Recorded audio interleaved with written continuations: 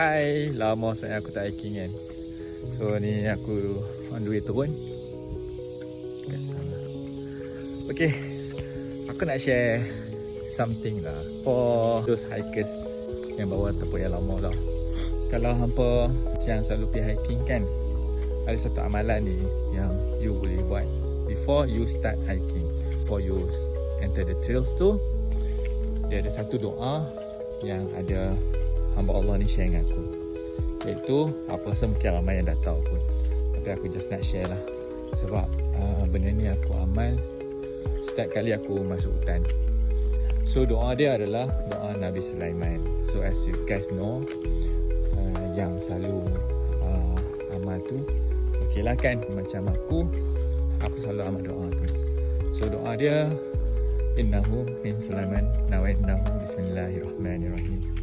So sebelum hang masuk hutan, hang baca dulu doa tu. InsyaAllah perjalanan kita pergi dan balik itu selamat dan dilindungi. Aku harap sharing kali ni bermanfaat untuk hampa, untuk aku juga. Kalau hampa ada any doa ataupun amalan yang hampa amal ketika masuk hutan, hampa boleh drop kat komen.